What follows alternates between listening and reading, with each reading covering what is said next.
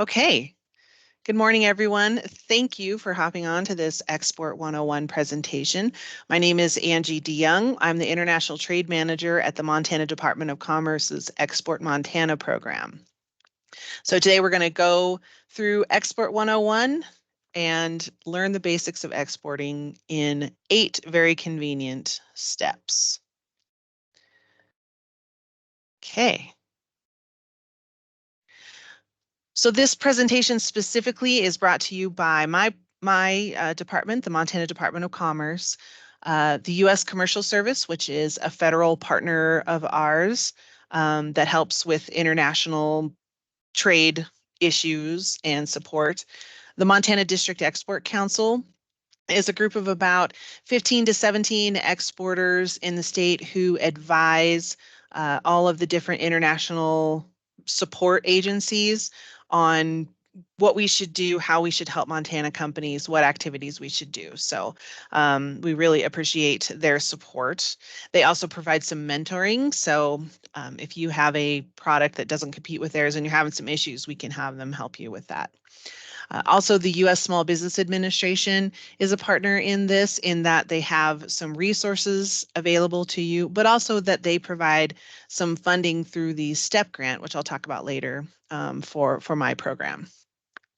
Also supporting us is the Made in Montana program and the Montana Indian Country program and the Small Business Development Centers. And so we'll talk about those SBDCs a little later. We adapted this very, very short Export 101 training from a friend of mine. Her name is Elise Erickson. She has a full day program called Riddle of the Exporter Training, and she has these 8 steps. We hosted this in Montana a few years ago, and it just kind of runs you through those steps on a very high level so that you know the whole process and then can really get into the weeds as you go through each of those.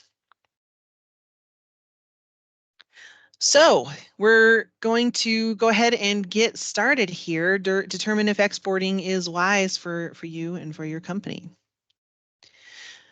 This training, I want to reiterate, is a 10,000-foot view. It's not going to cover every little thing that you need to know. For example, we don't cover a whole lot about the food regulations of food export. That could be much more complicated. This is a very general training. However, if you have some very specific issues, or if you're contemplating doing this yourself, then we have some resources for you where you can work with me one-on-one. And then also, I'm going to send you an Export 101 booklet with the copy of the video, and you can go through that, and that has links to additional resources, additional videos you can watch, templates, etc. So the first question you have to ask yourself is why should I export? It sounds kind of difficult. What exactly is exporting, and why could it be useful for my company? And I would posit that exporting for a lot of companies, and please understand that for the most part, my expertise is in manufactured goods, but the same thing can work for if you're an architect and want to design a building in Brazil. A lot of these factors will come into play. So some of the most important reasons why to export. 95% of the world's consumers are located outside the USA. 70% of the world's purchasing power is outside the USA. So if you're only selling in Montana, or if you're only selling in the Northwest, or if you're only selling to the US, you're limiting the number of consumers out there that are, potential consumers for your product, and you're limiting your ability to grow. So looking at the whole wide world is a much better consumer base. Also, companies that export are much better able to ride out fluctuations in the U.S. economy. If you remember, some of you might, in 2008, when with the housing bubble, the U.S. economy kind of tanked. Everyone was struggling. We went into a recession. Well, other countries around the world were flourishing and doing very well. And so if you're only selling in the U.S., you are subject to the U.S.'s economy, ups and downs. Whereas if you're spreading that risk and selling throughout the world, Asia might be killing it, North America's fallen apart, or the other way around. And so you can at least kind of diversify some of your risk there. Also, for those of you, if your product is well suited, say for a winter outdoor, if you sell skis, when it is summer here and your sales are flat and your everything is dead, and maybe you're organizing your supply closet instead of getting those sales out there, in the Southern Hemisphere, it's winter there. So if you have a winter outdoor product and you're only selling in the Northern Hemisphere or just in North America, you're missing a whole half of the year where your product could be in demand, and maybe even out that sales cycle a little bit, even out that cash flow. It's a much better way for you to eliminate additional risk of trying to get through those summer months. Also, if as you, of course, increase your sales, it also means that you can put idle production capacity to work, maybe put a third shift on if you're manufacturing something. And we also know that companies that export, they actually grow and innovate more quickly because they're seeing innovations that other countries have figured out, or even as simple as, oh, this is the up and coming color, or gosh, here's the new trend in scent, or whatever it is. You as you're exporting and you're looking around the world, you're getting more and more data for how to innovate your own product. So I am sure now I have you all convinced to export. So we're going to move on to the next piece. There are additional advantages here that I'm not going to cover because we don't have all day, but some of them are pretty obvious and will be in the booklet I send you. Now, I know some of you are thinking, I don't speak Japanese, so I probably can't export to Japan, or I've never traveled overseas, so that I just exporting is outside of my expertise. That is not true at all. A lot of research has been done, and these are the 5 key success factors for exporting. Of course, the first is management commitment. This was written with maybe larger companies in mind. I know a lot of you are CEO, janitor, assembler, shipper, all in one. But exporting can be difficult. It requires additional steps, additional funds. It might take longer to make the sale. And so if you as CEO are not committed, or if you're a salesperson and your management is not committed to that, it may very well fall through, because you will have to jump through some hoops to get this done.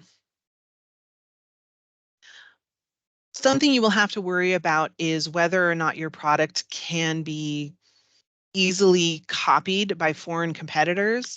For example, I worked with this company in the Made in Montana program, and he did what he considered was, a better mousetrap. And it was basically a bucket filled with water, and then this walk platform where the mice would walk up the platform, fall in the water, and not make it, let's just say.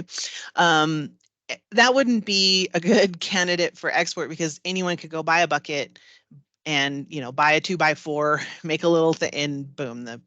So you need to make sure that you have some unique qualities, some unique materials, or be first to market, something like that, that would make it difficult for your product to be copied. Also, if you have a product with electrical connections, a lot of places around the world are different electrical voltage than the US, and I never remember which way it is. I think the US is 220 and the rest of the world is 120. I can't remember. Apologies. Not my gig. I don't do anything electrical. But if your product is with the American style plug and the American voltage, then it's going to be difficult to export. So you'll have to be able to make those changes before you consider exporting. You'll also have to worry about production capacity. Do you have room for additional inventory? Do you have the ability to maybe add a second shift to manufacture more products? Can you automate? Is there something you can do so that you have that production capacity to meet those orders? And of course, that's obvious. If you're going to expand outside of Montana, if you're going to expand in the Northwest throughout the US, you're still going to have to worry about all of those things. Financial resources can be an impediment. For example, you're going to have to spend more money on marketing, especially if you're a consumer product. You're going to have to do some consumer marketing, and you're going to have eventually you're going to have to travel to that market to meet with your in-country partner, to do some market research, whatever it is. Plus, can you maintain cash flow? Let's say you go to an international trade show, it costs you $15,000. Can you maintain your cash flow while you spend the next 6 to 18 months making sure that those leads come to fruition? Of course, you have to plan that domestically too, but typically the sales cycle for international takes a little bit longer, and so make sure you plan that way. Lastly, support team of experts is important, but that doesn't mean that you have to have the experts on staff. For example, you don't have to have an international marketing expertise. You don't have to have international shipping and logistics coordinator on staff. What you need to know is that there are experts out there. There is a support team out there that can help you with all of those things that you can't do in-house right now. We're going to go through that more, all these different ways that all these different programs and folks that can support you throughout the rest of the presentation. So why is this important? Because you need to know what it takes to be a successful exporter so you can become one yourself. On to market research. Not my favorite thing to do because reading data is boring, but it's really, really important. You need to determine where your product is in demand, and then also to make sure that that market is a good fit. So in my experience, I've been doing this for 10 years on the international side. Companies are worried. They're like 195 countries, I think it is, around the world. How do you pick which country to sell to? So there are a couple of ways that you can do this. And I will tell you, most companies, the way they do this is in response to a buyer inquiry. I give an example in the booklet, you'll see it, but this was an example that I experienced with another client. Well, I experience it often with other things too, but specifically with one client. So this company sold a product for water cleaning systems, and they were getting orders from Singapore consistently, and they didn't know why, but they were really happy to get the order and ship it off. Never asked why. And so after we met, I said, what's going on in Singapore? Why are they, how did they find you, and why are they demanding your product? So they reached out to their buyer over there, ended up going to a trade show over there. And what they found is that part of the world is replacing their wooden infrastructure with plastic infrastructure. And so because of that, they actually started expanding out into that whole region, and to help that entire region replace their infrastructure, and turned one sale into a major regional distributor partnership. And so it's a fantastic success story. So that is certainly one way to find out where your product is in demand. Another way you can do it is if you just don't know where to start and you haven't had that phone call yet or that email yet, we can actually use some programs that we have available that can do that market research for you, where we can look at the trade statistics and we can say, okay, Where are, for example, glass votive candle holders? There's an attendee who sells those. Glass votive candle holders, where are those in demand around the world? And then we can look in and we can start ranking that, and we can say, oh, okay, based on this graphic here, Canada is the #1 market for that. Well, of course, because we share a border with them, we share language with them, etc. So the first step is which countries to choose. How do you narrow that down? And that's something that we can help you with. Another good way to do that is to look at your website visitor statistics. Where am I getting hits from? And if you need some help doing that, we can help with that too. Oftentimes, in my previous example, that distributor in Singapore contacted them out of the blue. They had no idea Singapore was a good market. They had no idea who this distributor was. They just made the sale and off they went. Now, that one worked out, but sometimes you have to see these red flags and know when your partner, the potential partner, is a good fit or not. So the first question you should ask yourself is this the best partner for me? Should I do a little digging on my own and find a better partner? So say, for example, you go to a trade show in Vegas, a distributor from Japan comes up to you and they say, I want to be your exclusive distributor for Asia. What are the chances that that person who came by your booth and is making all of these demands of you is the best fit for you? Might be, might work out, might not. And so some of the things we can do to help you recognize that is whether you're looking at the partner or probably a good example is you've got your glass votive holders on your website. It's available to the public to buy, and someone from Japan contacts you and they say, hey, I want to buy 50,000 of these candle holders and ship them to Japan.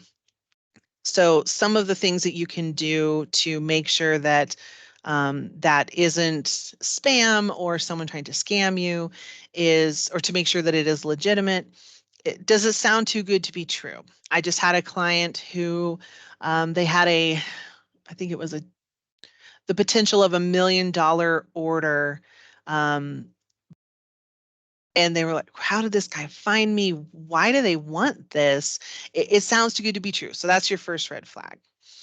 And also they had not ever talked to this person before. No negotiation, no personal contact. They just emailed and said, I want to do this, send it, we'll pay in 30 days. That's another red flag. Most business people like to negotiate. They want personal contact. And so you need to recognize that and do some additional checking. Another key factor is if they indicate urgency. We have to do this by midnight tomorrow because I've got, it's the end of my fiscal year and I've got to spend that money. Urgency means you're not going to do some checking. You're going to make mistakes. So urgency is also a red flag. Then you Google that company, ABC distributor, Japan, you Google them, and the phone number that they provided to you in their email signature doesn't match the company's phone number. Their email is weird. Those are some additional red flags. Or if they ask you, this happens all the time, where in let's say more of a lesser known foreign country. Maybe a lot of times this happens from inquiries for the Middle East. They say, hey, there's a rule in Saudi Arabia where you have to register your business in order for us to, in Saudi Arabia, to import your product and then resell it. And you got to pay $2,500. We need your copy of your passport, blah, blah, blah. Now, you guys are probably sitting there thinking, well, that's stupid. No one would think that. But if they're dangling a $500,000 order in front of you or a $10 million order in front of you, which has happened, you might be thinking $2,500 to make $1 million order. I love to do that. And so just notice that those are some red flags either. There are countries where you do have to pay money to register as a supplier in that country. However, it's likely not $2,500. And those are things that we can help catch for you and research for you. Also, anytime a buyer asks for any of your personal information, like your social, your driver's license, passport, another red flag. Not always illegitimate, but a red flag. You add all those things together, and more likely than not, it is not real. So who can help you? Uh, my program, Export Montana, and the Department of Commerce, we have a due diligence check, or we can use our other partner, the U.S. Commercial Service, to do a due diligence check for you. We can also do some market research for you. So where our votive holders sold around the world, we have access to those resources and can share them with you and help you analyze that data. Also, I've got an order of $500,000 or 500,000 units from Japan. Are these guys legit? That's where the U.S. Commercial Service comes in, and we can help connect you to those offices in Japan, where they can actually look through a list of folks who have defrauded before in that country. They can look through the list, see if they're on that list, and can advise you not to work with them. Or they can say, no, that's not a standard business practice here. You don't need to pay $2,500. It's actually $250. And no, you don't provide your passport. So there's a lot that they can do. They're the in-country experts, and we can connect with them and go over your scenario and determine if it is real or not. And I will say, in my experience, when we have done this for companies, 9 times out of 10, it was not legitimate, and the company could have really lost their shirts. So it's great. It's most of the time it's a free service. If we have to actually go deeper and do, say, a credit check, then there will be some cost to it, but it's only like $250.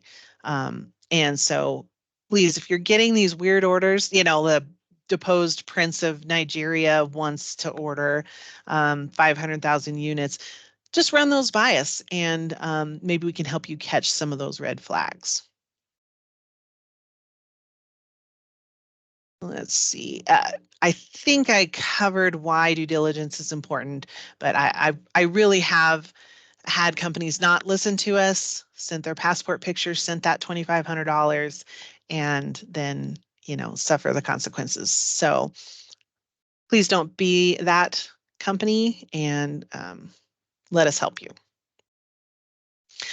Another resource to look at when you're deciding which foreign country works for you is the U.S. Commercial Service puts together these country commercial guides. They're usually pretty high level, but what they will do is they will give you country information.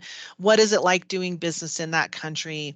What is the political and economic environment like? Is banking really unstable? Are they constantly getting overthrown? Is the government transitioning a lot? Any advice they have on selling U.S. products and services? What are the leading sectors? And then additionally, they can help with some trade regulations and customs and the standards. Those are usually in there. And then they will have some advice on business travel. It's really easy to look those up, but the link will be in the document that I send you, the booklet. But if you just Google country commercial guide, the very first thing that comes up is the commercial service. They usually are, I see I have 2011 here. It's just an old picture. They usually are within 1 to 2 years old, and very well done. If anyone is in the ag sector, food sector, you actually won't work with the U.S. Commercial Service. You'll actually work with the Foreign Ag Service, and they provide similar resources and assistance. Okay, on to market entry. How are you going to get in once you pick that market? How are you going to get in there? So you need to determine the pricing and your landed costs and how to reach that market. So my friend Elise, with that Riddle of Exporter training, she came up with this mantra, and I just love it because it helps explain, it helps you remember that when you export here, meaning when you export from Montana, they also have to import it in that other country. I'm going to have a graphic here in a minute to explain that, but it just helps you remember that there's things you have to do for your product to leave the country, and then there's things you have to do so that it can can be imported into the other country. So here is my very sophisticated graphic. Why is okay, now everything's showing up. So you're in Montana. You're going to export I saw someone else on the list, your cryogenic system. And that is something I know very little about. So hopefully this doesn't sound dumb, but I'm going to sell my cryogenic system from Montana. I'm going to export it to Brazil. So I have to think about uh, getting it from Montana to Brazil. And then by the time it gets there to that buyer in Brazil, can they afford it? Do they still want it? So the first step we have is the export here piece. We've got to do the overland shipping from Montana to Florida, probably trucking. And we'll have to calculate the shipping cost and the insurance cost to get it to Florida. Then once it gets to Florida, we've got the lovely curly Q there of the either air or ocean freight to get it to Brazil. And then that green arrow is the import there step, where there's going to be the ocean freight or the air freight plus the inland freight.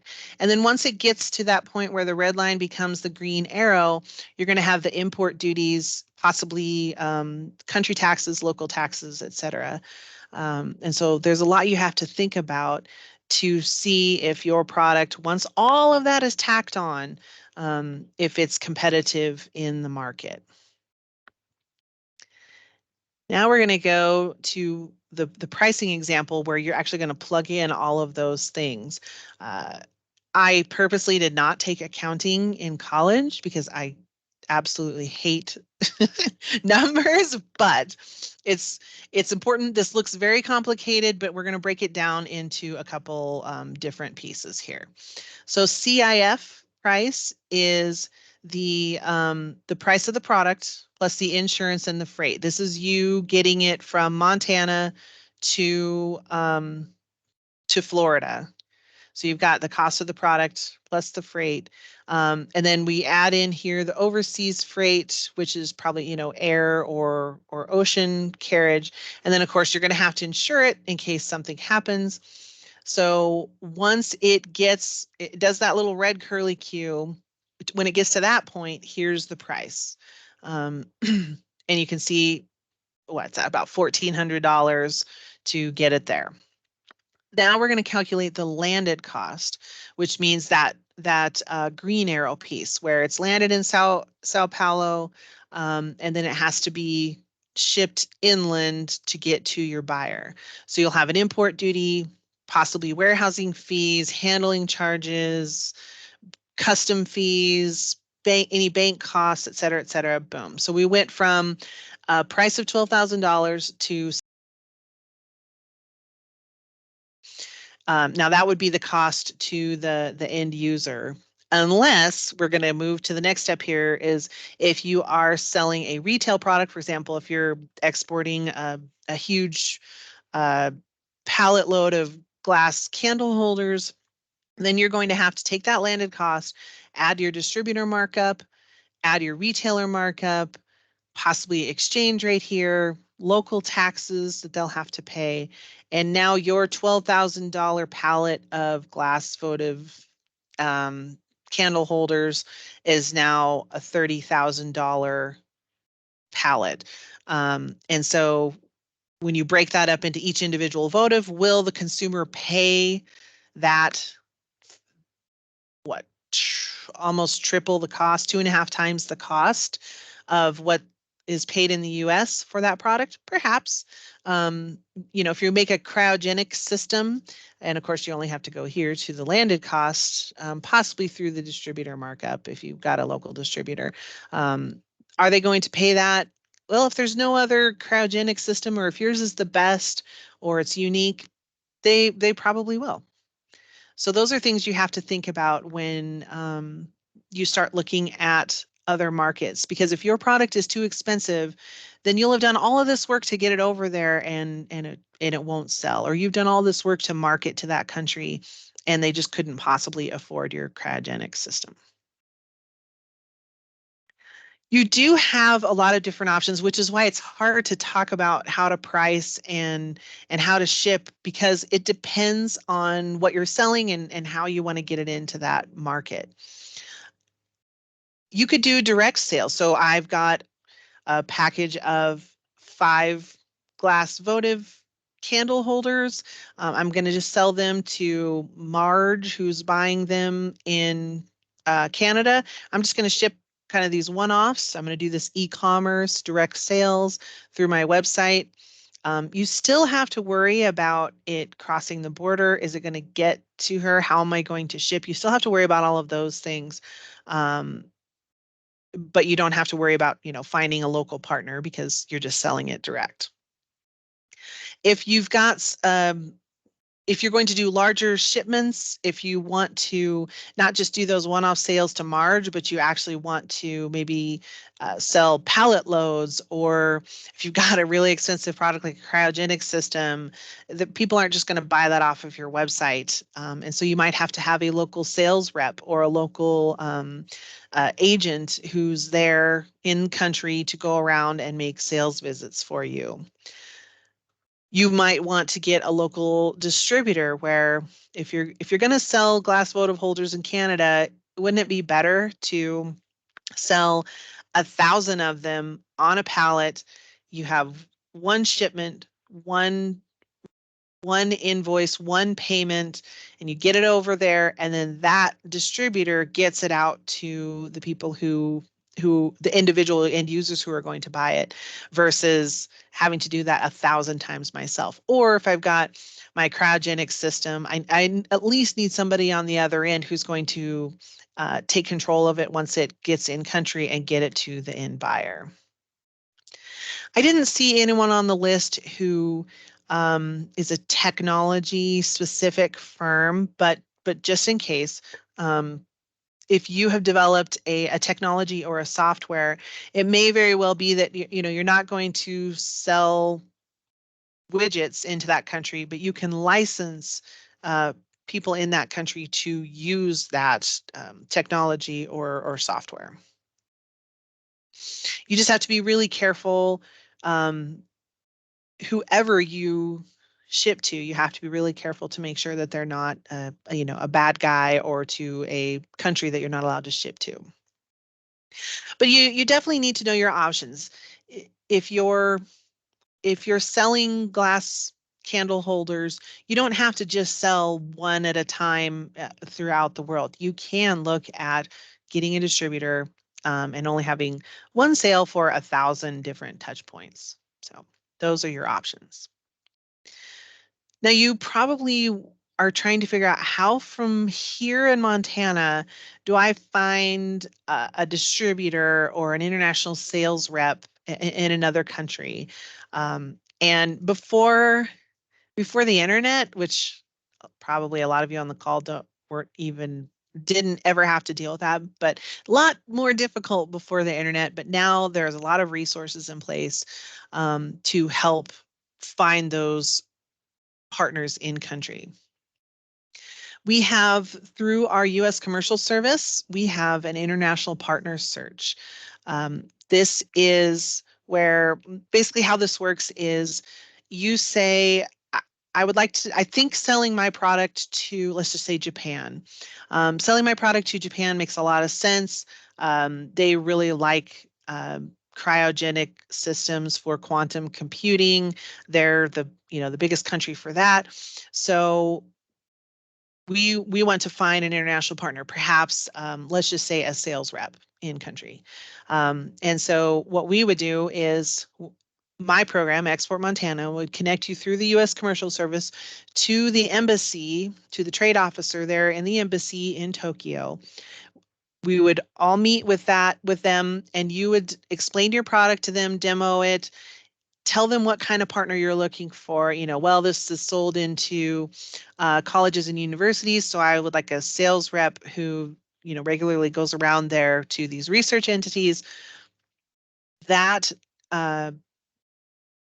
trade specialist in country will actually go and do all the cold calls for you, which I don't know if we've done cold calls before, but they're the worst. So they'll go do all the cold calls, 40, 50 cold calls, and then they'll come back to you with a vetted list, and they'll say, these are legitimate sales reps. They visit colleges and university research programs. They're interested in talking to you. And then you have the option of upgrading to what they call the Gold Key program, or setting up meetings on your own. And the Gold Key program is what they call matchmaking, where they'll take those people who said they want to meet with you, and then you can actually travel to Tokyo, and then they will set up meetings for you. So the US government is facilitating your meetings in that country. And so they'll set everything up for you, and then you can go have those meetings and narrow it down, maybe pick your top 1 to 3 sales agents in that country. So it's a really easy program to use, and it will decrease your time to get in the market by 6 months to a year, because they've already done all those cold calls. They've already found all the potential partners, narrowed it down, and come back to you with actual legitimate partners who want to work with you. So it's a really good way of doing that. I actually worked with a client out of Bozeman. He had a very high-tech product, and over the course of a year, by using this international partner search, he picked up 9 distributors internationally and never left his desk in Bozeman. He just did virtual meetings, picked up distributors, and then has since gone back and visited them and went to trade shows with them, but never had to leave his desk and found these partners. Similarly, we Export Montana, through the Montana Department of Commerce, we offer trade missions throughout the world, where we take a group of Montana companies. You've already met, we've got a contractor, or we work through the U.S. Commercial Service. They've already got all those cold calls. They've got all those meetings set up for you. And then we all travel there at the same time. One of our staff will be there to assist you with travel, getting to the meetings, etc. And you go there, have all your meetings in person, maybe do some local market research where, if you're a retail product, we can go to those stores, see what your product would look like on the shelves, what kind of price they're looking at locally. But it's a good chance to get to the market with experts who know how to travel internationally, and a whole group of Montanans who can help you do it together. Another option is going to trade shows. Trade shows are an awesome way. They're actually I would say the most common way of finding buyers. But again, they're very expensive. You have to wait until you find the right one. You have to find one in that country, if there is one, or one that services that country. So trade shows can be a really good option, but you have to have a plan for how to follow up with the leads that you get at the show. The state of Montana, Department of Commerce, my program, we actually have some Montana pavilions that in trade shows around the world, where we will put together the whole booth, and then you just show up with your brochures, maybe a video of your product, and you get a chance to talk to companies. So we do a couple of those a year, and they're really good for you to try out that market. But if you've got your own trade show, figure it out, that can be great. You just have to be prepared for, gosh, how am I going to sell to them? Do I have a distributor in place? Do I have a sales plan in place before you go to the shows? So why is this important? You could do all of this on your own, but it's going to cost you more and take you longer. So if you use some of our services, it can accelerate your time to market by 6 to 12 months, and we can help provide reimbursement for some of your costs. For all of those services that we just talked about, the International Partner Search, the Gold Keys, the trade missions, trade shows, we have Export Montana offers the Montana STEP grant, which provides a 50% reimbursement for your costs. So for example, if you're going to go to a trade show in Germany, we will reimburse 50% of the cost of that. And we give you $2,000 for your travel expenses. There will be a link in the booklet that I send you, but if you just Google Montana STEP grant, it should be the very first thing you see. We're getting into some dry stuff here, so hang with me. This can be very exciting, but also very dry. Sorry if there's any lawyers on the call here, but yeah, it can be a little dry. So you'll need to, if you're going to have overseas contracts, you need to understand what not to do with them. And then also you'll need to understand how to protect your intellectual property. We'll go over that a little bit more. I am not a legal expert. So this is, again, that 101, teaching you what needs to be done, and then you need a professional for actually getting it done. Now, I know a lot of you,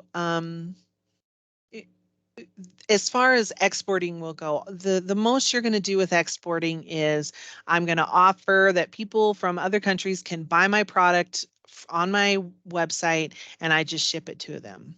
So some of this isn't going to, or at least this slide might not be something that you're concerned about, but it's good to know for the future as global demand for your glass candle holders increases, you may very well want to get a sales rep or a distributor overseas. And so it's good to know this. When you consider selling to foreign buyers, when your in-country partner is going to be, for example, a sales rep, some of the things you need to think about is, do you need a written agreement with that sales rep? Yes, definitely. What is the governing law? Is there law in that country where if you hire a sales rep, they become your employee? You got to be really careful there. And so you'll need to have a proper contract with them so that the understanding is they're not your employee, they are your contracted agent. Because if the way you structure your agreement could be seen in that country as them being your employee, then you are subject to employer laws in that country, and you do not want to go there unless you're going to open a sales office overseas, which, let's face it, most of us are not going to. John Deere can manage it, but most of in fact, I can only think of a small handful of a few Montana companies that I work with that actually have overseas offices. Which currency are you going to pay them in? And are you going to put in place any payment or exchange controls? For example, you're not going to get paid, if you're my sales rep, you're not going to get paid until the product is delivered to the end user, et cetera, et cetera. Or if you're going to get a distributor, which territories are they going to cover? If they're from Japan, are you going to let them cover all of Asia, or are you going to just limit them to Japan? By the way, don't do that. Do not write an agreement do not give anyone a distributor agreement where they cover more than maybe a small region of that continent, maybe Pacific Rim or something, but don't give them an entire continent's worth of exclusives. And reconsider your exclusives or let your exclusives expire after 1 to 3 years so that they feel the need to hustle for business in country. Another thing, please be aware of that. I've had some clients deal with where you're at a trade show a distributor from Mexico comes up to you and they say, I want to be your exclusive for Mexico. Over the course of 6 months, you get them signed on. And what we find out is that actually they were the exclusive distributor for your competitor. And now they are going to lock you out of the market for 3 years, and there's nothing you can do about it. So sometimes distributors are trying to sign you on so they can keep you out of that market. So be really careful with exclusive agreements and anything more than a country or regional agreement. Should not be continent wide. But you'll also have to worry about how are warranties handled. Is the distributor going to handle any warranty or maintenance on the other end? And then what if that distributor is terrible? I've had a lot of companies that I work with have this problem. That distributor is terrible. You have to have a clause in there for how to break up with them. So why is this important? Why do you need to have be aware of how international contracts should be written? It's because you don't want to be stuck defending a contract in a foreign country. It might be subject to laws that you're not familiar with. It might be 3,000, 5,000, 7,000 miles away, difficult for you to get over there and participate in the legal aspects. So it's really good to make sure that you have your contracts up front. Now you might be asking, where do I even start? I've never even seen an international sales contract or a distributor agreement. There's actually through and this will be in the booklet, the link will be in there. The International Chamber of Commerce actually has contract templates that can be a good place to start. So your international lawyer doesn't have to start from scratch. You can get them that template and you can say, okay, here's where I want to start, because these have the important clauses in there to make sure that they're not my employee, they're just my agent. So something to think about there. Now, regardless of whether you're selling, through your website or all the way, you've got a sales rep on the ground, you've got to protect your intellectual property. Sometimes they call it IP, but it basically means a patent. So like this screwdriver drawing here. It can be trade secrets like the recipe for Coca-Cola. Could be your trademark, like you can see the McDonald's trademark there, or it could be copyright for written, so for a book or a poem or something like that. What I want you to know is that even though you have your trademark registered in the US, you have a patent in the US, that means nothing internationally. No one has to honor that. So you will have to register your trademark, protect your trade secrets. You will have to file your patent in each country that you're going to do business. There are some regional agreements. So for example, oh no, I'm going to blank on what it's called. There's a European agreement where if you file, it's the Madrid Protocol is what it's called. So if you file your patents through the Madrid Protocol, it covers, I don't know, 25 countries or something. But you will need to work with an international lawyer on that to get that done and done right. So why is this important? You definitely don't want someone in another country. You start selling your candle holders in another country, and they make a similar product and use your company name or your product name, and now you have an inferior product there. And if they register it in their country, then you can't legally sell under that name in that country. So you need to protect yourself and be really careful. If you're selling direct to consumer, maybe not such a big deal, but if you're going to get a distributor or have a sales rep in that country, you need to make sure that there is no way that that distributor can register or file your patent or register your trademark, and then suddenly they own you in Europe. So you got to be really careful about that. We are just about halfway through, a little over halfway through. And again, back to a super boring / scary topic, but very important. And of course, I mean, I'm in the government. We can't have a presentation without the government me bringing up regulations. Um, so the basics for regulatory compliance are, do you need an export license, and what are the import regulations? Because we got to remember that when we export from here, when we export from Montana, export from the US, we also have to, when it gets there, they have to import there. So there are a couple of different regulatory levels that we have to worry about.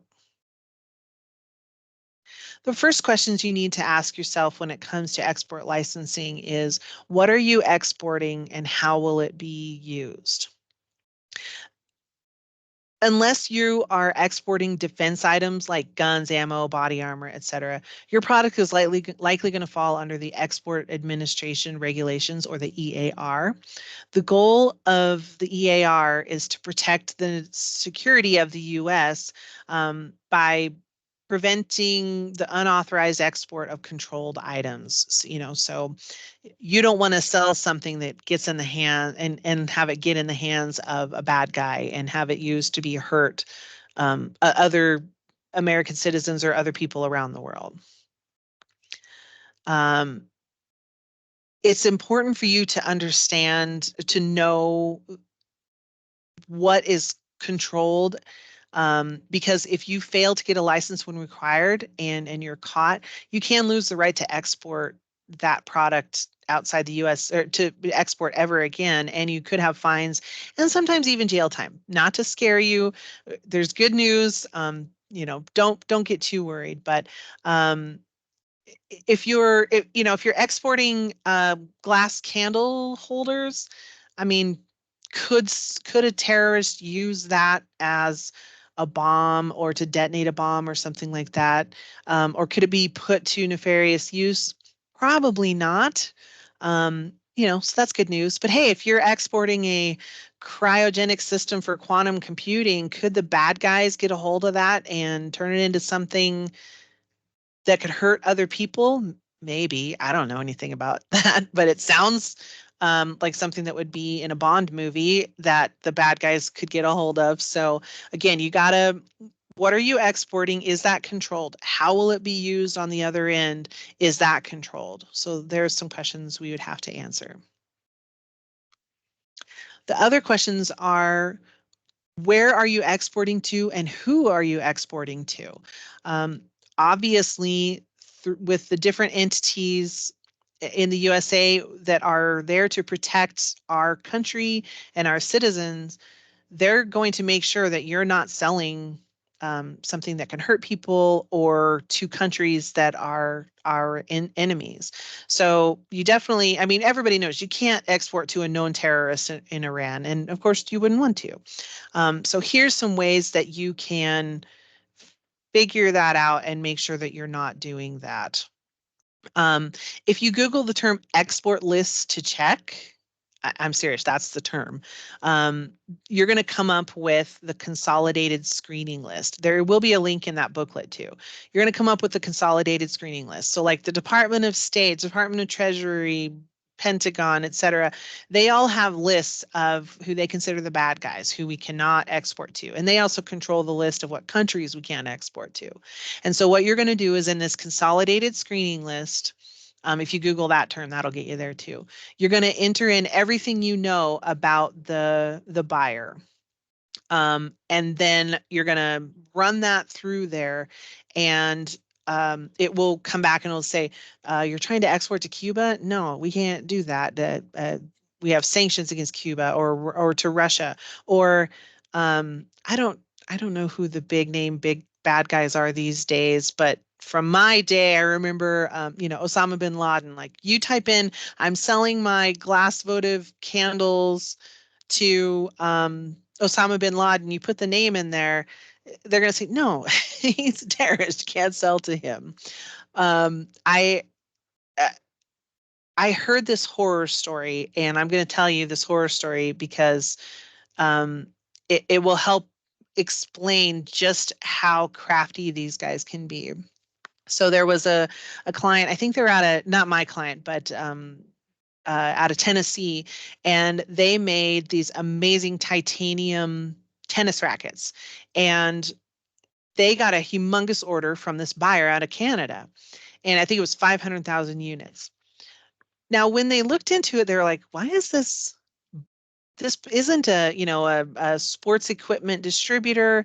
They're not a tennis club or something like that. Why are they buying all these? Oh, well, not our problem. They're not on this company isn't on the bad guys list.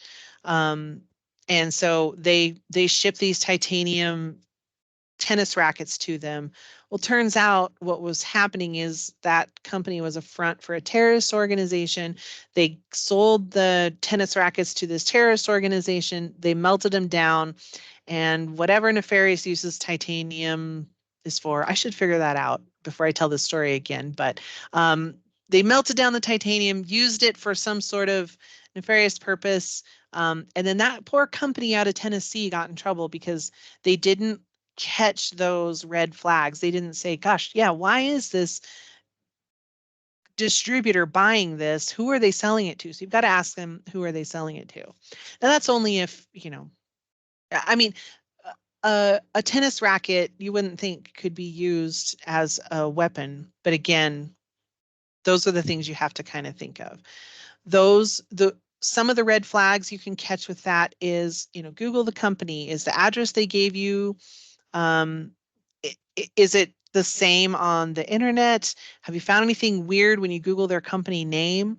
If you put in their address, is it similar to addresses of other denied parties on this list here? Or is the customer reluctant when you say, why are you buying so many tennis rackets? They're like, oh, don't worry about it. You got to do this in 24 hours or, we're going to cancel the order. Again, just like the tennis racket example, if the product's capabilities don't fit the buyer's line of business. So for example, if I'm selling tennis rackets and they import baked goods, if there's a disconnect there, that's probably a problem. Let's see. Or if they order a lot or they're willing to pay cash. And again, that sense of urgency, anytime you've got a bad feeling about it, it's more important to check the list here and to work through us to check them than to cash the check, because you're going to suffer consequences, and not only the guilt of doing something wrong, but suffer the consequences legally if something like that happens. Good news. Only 5% of exported products require an export license. So you're probably not going to have to worry about this, but you should always do those due diligence checks, especially if you're selling something that could be used, melted down, or for, cell phones. Cell phones have been used to detonate IEDs. You don't want to be that person who is, I had a client who makes tiny little ground rovers, and they have to be really careful about who they export to because someone could strap a bomb to that and drive it into a base or under military vehicles and hurt Americans. So, or anyone. No, we don't want anyone to get hurt. Now we're on to the import there piece of it. And the first thing you need to worry about is foreign standards. So a good example of foreign standards is, have you ever looked at the back of that little plug-in box thingy on between the outlet and your laptop? If you flip that box over, it's got all these weird markings on the back of it. And that might be that it's the CE mark. You can see the CE there. That's for the European product standards. KC, you can see there, kind of a weird shape, is for the Korean standards. CCC is for the Chinese standards. NOM, NOM under the CCC there, that's for Mexico. So all of those markings there are saying that this conforms with these international standards. And so a glass votive holder, maybe they need to make sure that it's not leaded glass. So you might have to have that certification. For a cryogenic system, you're going to have to make sure that it's UL listed for that country, has the CE mark or whatever mark appropriate for that area. So there's a lot of different standards that can apply to your product. And one of the ways you can find that out is through that country commercial guide, but also your distributor or your sales rep will be able to help you. Two. So all of that, I don't know if that scared you. I hope it didn't. I hope it just opened your eyes as to what international sales could mean. But just know that we can help you. My program, Department of Commerce, Export Montana, or through our U.S. Commercial Service, through their local offices, we can help you make sure that you're not selling to the wrong guy, and we can also help. The STEP grant can help with the cost of any of those international certifications or testing that needs to be done. So just know that we're there to help you. Transportation. Now, I know this, I've got them in steps, step 1, step 2, we're on step 6 now, but really they're not really all that sequential, because you're going to need to understand how you're going to get that product there when you're doing the pricing of your product. So it's not technically sequential here, but really just more of an ease of understanding. So step 6, transportation. You need to determine the best way to get your product to the end buyer. And you need to also understand Incoterms, which I will explain to you here shortly. Now, if you remember from our example before, we're exporting here, we're exporting from Montana, from the US, and we're importing our cryogenic system into somewhere in the middle of Brazil. I cannot remember, that must be Rio. So this is our previous illustration here. So we're going to kind of use that to go through the next few slides here. And notice that it's going to be multiple shipping modes. You've got ground transportation, you've got some sort of ocean vessel, and then you'll probably have ground transportation once you get to Brazil. Different modes of international transportation. Most obvious is ground. If you're going to sell something to Canada, you can put it on a truck or send it through Postal Service or FedEx, and they'll drive it up there. But if you've got to ship it overseas, chances are it's going to go on an ocean vessel, or sometimes it can go on a plane, even though that's crazy expensive. And then for commodities or really large products, it can go by rail. But again, ground and rail are just on our end, and maybe the ground transportation on the import here side. So now the question is, if you are our friend out there with the cryogenic systems, the quantum computing system, or if you're selling excavator buckets or large heavy things, complicated shipments, the question is, do you let the experts do it or do you do it yourself?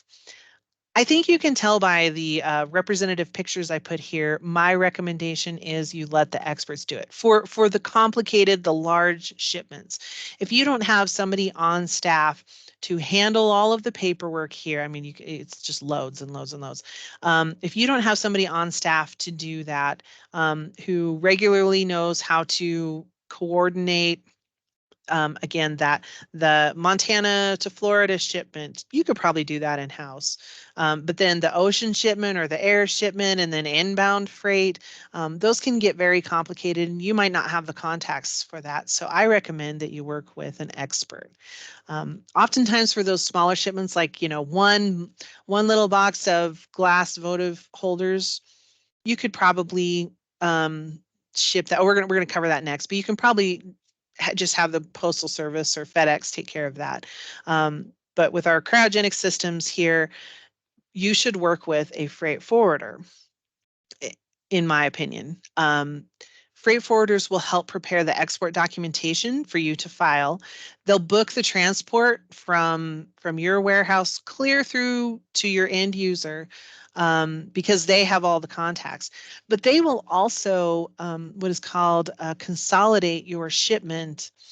And so if you're not selling something that's going to take up an entire ocean vessel, which I don't think anything possibly could at this point, they will actually help consolidate your shipment with other smaller shipments into a container, get it on that ocean thing, deal with the customs broker on the other end to get your product imported into the other country, pay the dues, and then organize the transportation on that end as well. So if it comes off the boat, they've got to unload it, they've got to break the shipments apart, and then they've got to put that on their local FedEx alternative, whatever that is, and get that to the end user.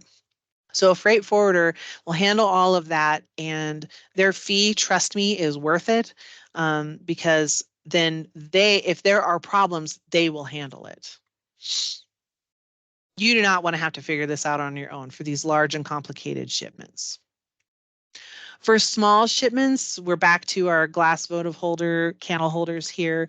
Most Montana exporters use the Postal Service, FedEx, UPS, I can't remember the other one, DHS, because those entities will do most of the paperwork for you. They're a familiar service. It's really easy. You can order it online.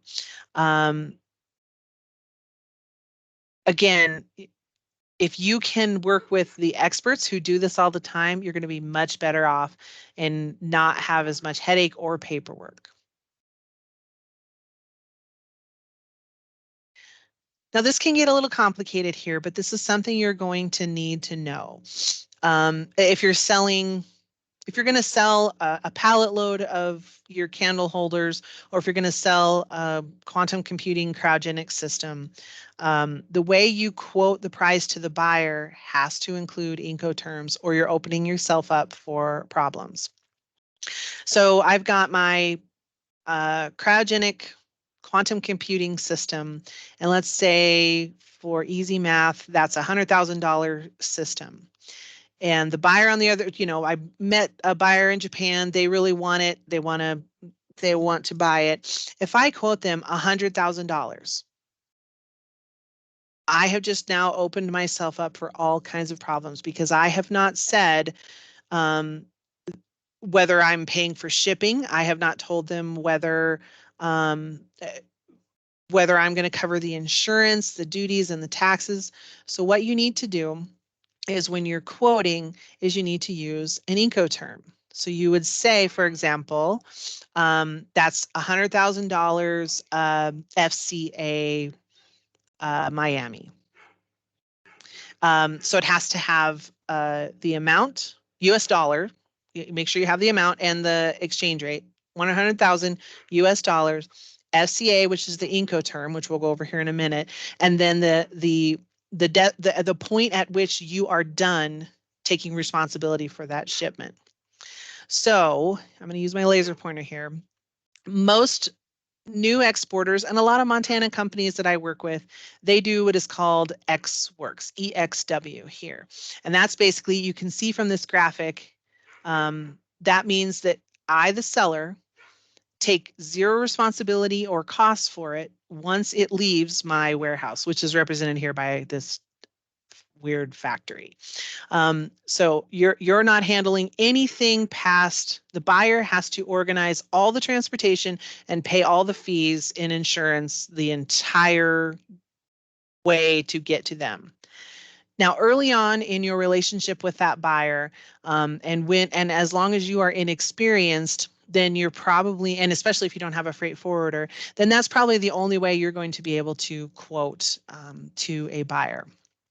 However, as your relationship progresses with that distributor, you've worked with them for a year, they're going to start expecting you to take on some of the risk and absorb some of the costs here, as a good faith relationship develops.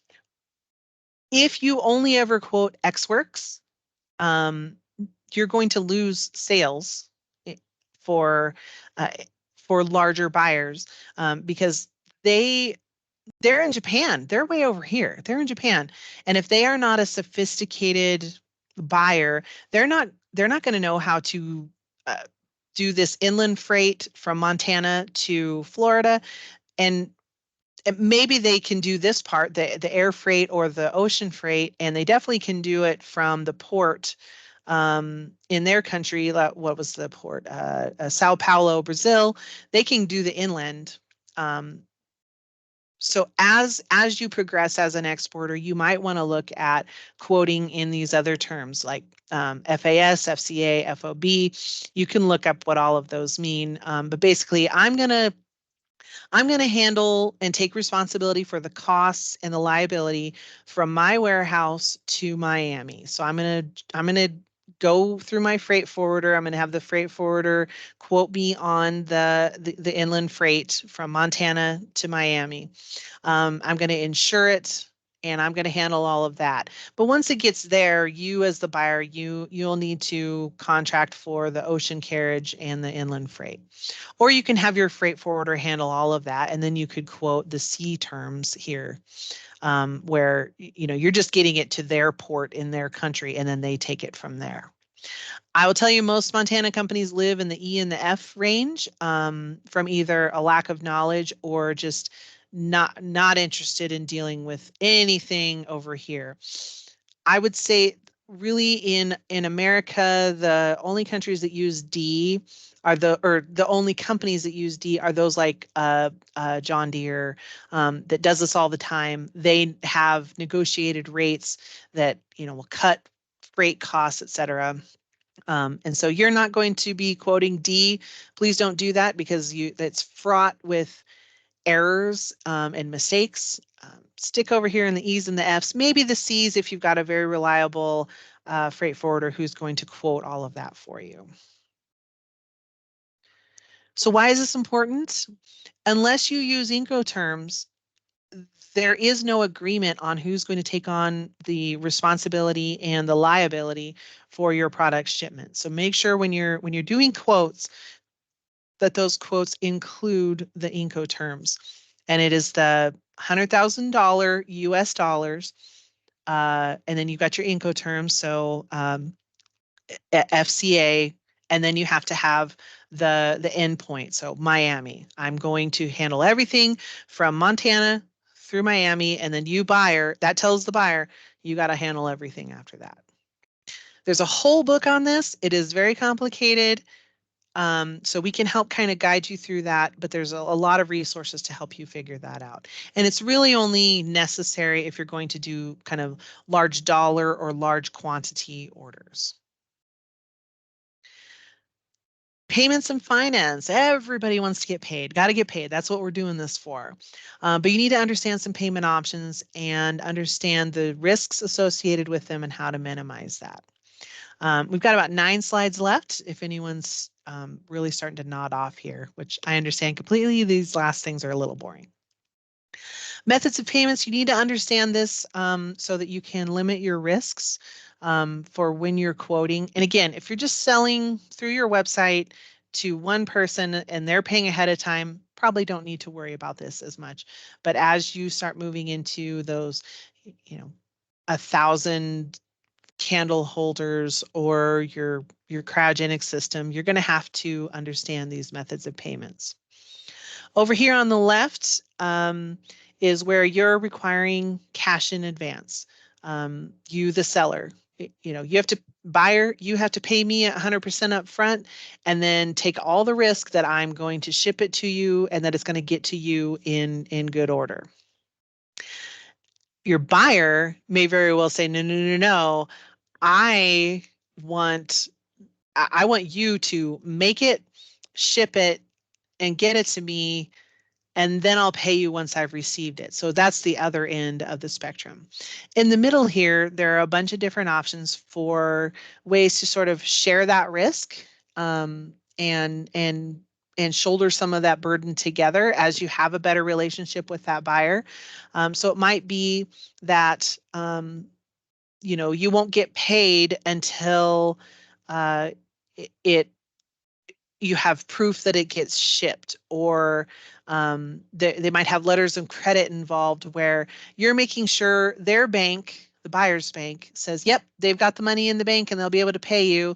And then your bank says, yep, we verified and we can accept money in. And so your banks actually do the transactions for you. Again, you're probably not going to do that unless you're talking high dollar stuff here. But there are a bunch of different methods of payments. There's a lot of things that you can think about as you're working with buyers. If you only live in the cash in advance, sorry, over here. If you only live in the cash in advance as the seller, you're going to limit the buyers that you can work with, because if it's going to be a long-term relationship, then you got to move, closer to the middle here, for good relationships. We can help advise you on some of those things. Your bank can also help you with those letters of credit, and anything other than cash in advance. But you need to understand these so that you can negotiate payment terms with your foreign buyer.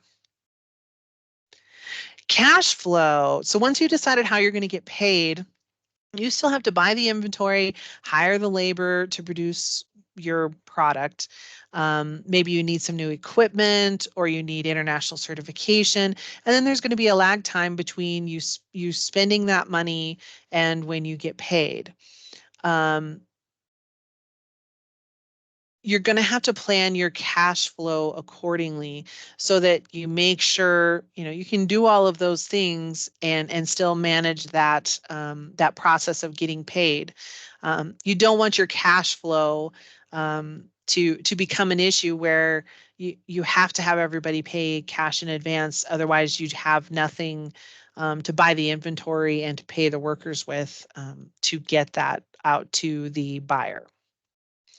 Cash flow is definitely something, oh, next slide here. Cash flow is definitely something that the SBDC, Small Business Development Centers, can help with. They can help you with cash flow planning. They've got a whole spreadsheet that kind of helps you plan that out. And then the U.S. Commercial Service can help reduce the risk of getting into business with the wrong buyers. So we've got that due diligence check where we can look at credit reports. So if you're going to offer, net 30 to a buyer, we can do a credit check on them to make sure that they have a good credit report and have paid others in the past. The U.S. Small Business Administration also offers export loan programs where, let's say, for example, you get $1 million order from Germany. You're probably going to have to come up with $500,000 of that in inventory and overhead to get all of that made. And then if you offer 30 to 90-day terms for that seller, you could use the SBA's export loan products to borrow the money for that $500,000 that you need to get the product made and to help your cash flow between then and delivering the product and getting paid. Also, the Export-Import Bank, as you can see, EXIM, they are a federal program and they provide credit insurance for foreign transaction. So if you offer net 30 and you deliver the product, and then like what happened in Greece where the banking system completely collapses and that buyer can't pay you because they have, all their money disappeared overnight, or you're selling to Argentina and there's a coup uh, after your product has been delivered before they pay you, and now everything is a mess over there. Export-Import Bank will cover you for pennies on the dollar for taking on that credit risk. Okay, cultural. I don't know if you guys have ever heard the term ugly American. I've heard this term and I've experienced it personally, where you're overseas and, you know, people don't speak that language, so they yell in English and try to help get someone to understand them by talking louder, or someone's being obnoxious and saying, well, this is how we do it in America. We don't want you to be that person. We want our country to have a good reputation overseas. Plus, this will help you understand that also other countries might have reputations of being, say, rude or unaccommodating. It could just, I mean, you could be dealing with a bad person, or it could just be a cultural difference. And so you need to understand the culture and the business culture and processes of the country that you're selling to in order to make sure you don't have any of those gaffes. So we're going to try something here. It occasionally works and occasionally doesn't. Whoops, sorry, give me 1 second here. I gotta turn off this laser pointer.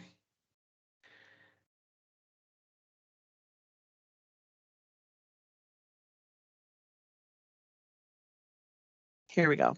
All right, hopefully this video works.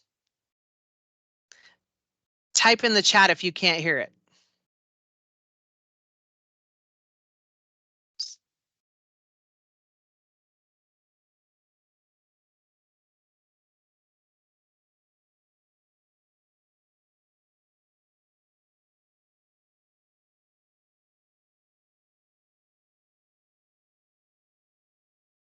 Ah, really? You can't hear it? Okay, pause.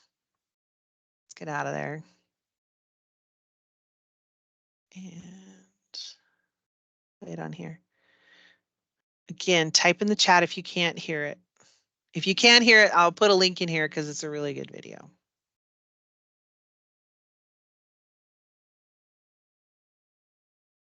Can you hear this?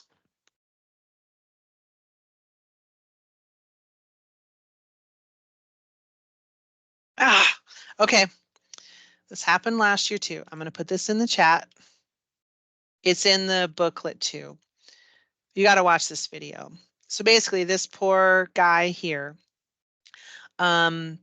he is in, I'm going to say Japan or China, and he is operating based on how Americans understand that when you're sitting at a meal, you clean your plate as a show of gratitude for the food you're receiving.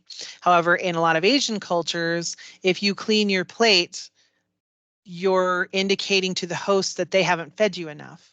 And so this poor guy eats the first eel and cleans his plate like he thinks he's supposed to. And then his hosts are thinking, oh no, we're being bad hosts. So they bring him out larger and larger and larger eels until, you know, he's very embarrassed about the situation he's been put in, and he has to eat a bunch of disgusting eels.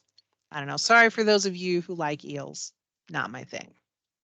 So whatever your worldview or whatever you want the world to be like, the fact is you need to know and understand the culture of the foreign buyers you're working with. You need to understand whether they are direct or indirect negotiators. Do they say what they mean, or are they a little more cryptic? Or you can be like these two gentlemen here. The one on the left has studied, Western or American business practices where you shake hands. The gentleman on the right, of course, being respectful, has, I think that's Japanese. So when they meet, he's trying to shake hands, he's trying to bow, and it can be a little embarrassing. I'll tell you this, no matter what it is, politeness goes a long way, and a willingness to admit, oh gosh, I'm sorry, I didn't know that. So being polite and just admitting that you don't know anything is really good to do. So some of the things you're going to need to understand is greetings. I had an incredibly embarrassing experience. I had forgotten that I was nervous. I had forgotten that Latin American cultures typically, upon a greeting, or at least after a period of time spent together, when they say goodbye, they kiss on the cheek. And so, Americans were like, okay, see you later, shaking your hand. They lean in. I didn't know what was going on, and we ended up kissing on the lips because that gentleman was going in for the cheek, and just, super embarrassing. Please don't be like me. Remember those things, study those things for when you're going overseas. And I will say again, remember that they're going to know how they're going to know your practices likely as well if this is a planned meeting. And so meet somewhere in the middle, but at least try to honor their practices when you're in their country, and to understand that not everyone around the world speaks English. The current language of business is English. However, it's very presumptuous to assume that everyone speaks English. So if you are going to go to a different country, you do need to learn at least the polite gestures like please and thank you and hello, goodbye. But also learn the how they greet each other, their communication style. I've had clients who in meetings, they were in meetings with Japanese buyers and the Japanese buyers were saying, yes, yes, yes, yes, yes, yes, yes. So they're taking that as, oh, they said yes, they've agreed to this, we have a deal. But what they were saying was, yes, I hear you. Yes, I honor you.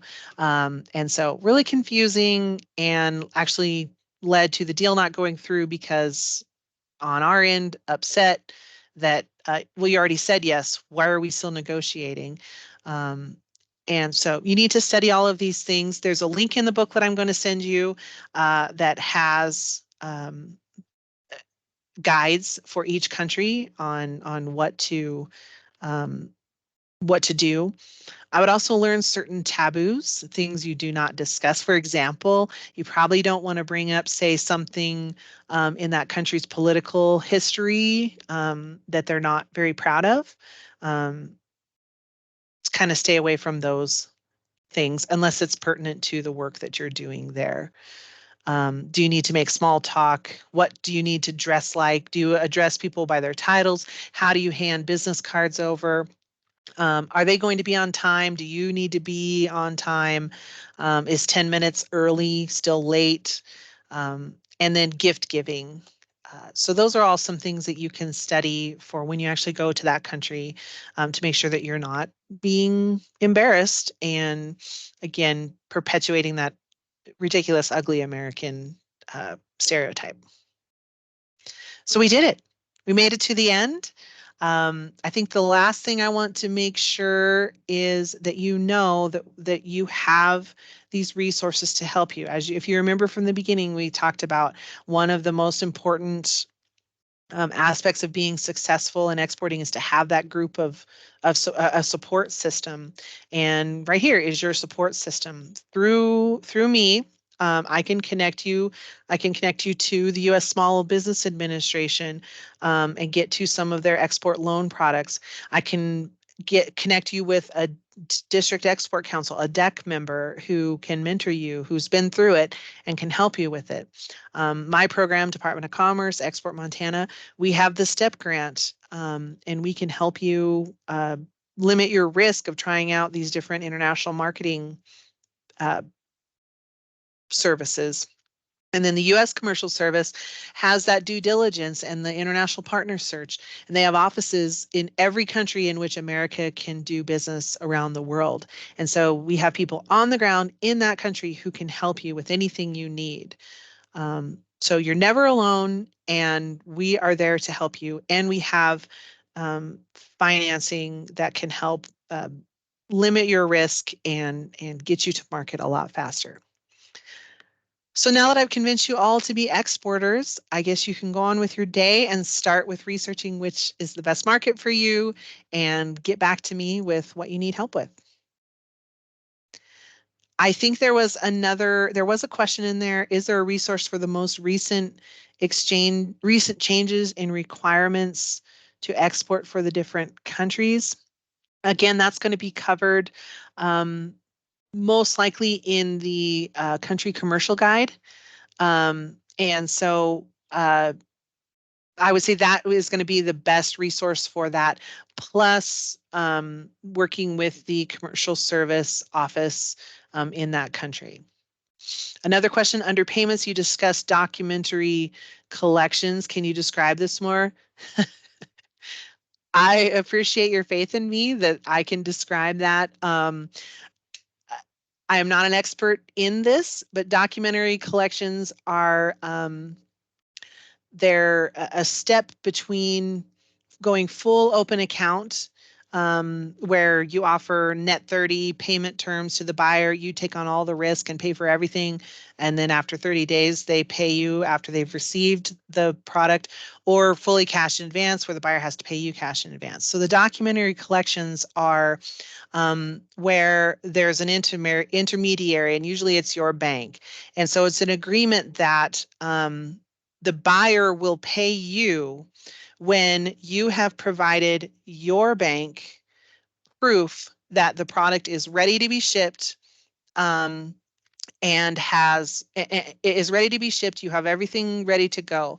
And then your bank sends that to their bank, and their bank says, yeah, Montana Bank, you have everything ready to be shipped. My buyer has the money set aside for you here. And so once those documents are provided to the intermediaries, then you get the payment, and then you simultaneously ship. And it's a way to guarantee, to limit the risk on both ends. The buyer knows that everything's ready and you're shipping, and the seller, know that the buyer has paid you. So it's a way to limit your risk and to make sure that you get paid.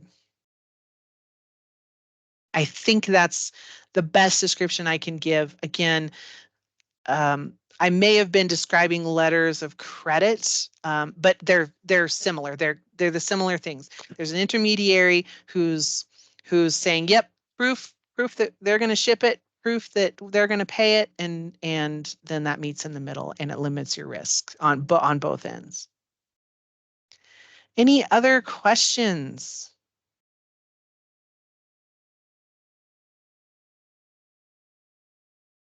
Well, thank you everyone for sticking it out. I really appreciate you listening and asking questions. And just know that if there's anything you need from me, I can connect you to any of these resources that we talked out about, and I'd be glad to help. So thank you everyone from the Montana Department of Commerce, and I look forward to working with you in the future. Have a good rest of your day.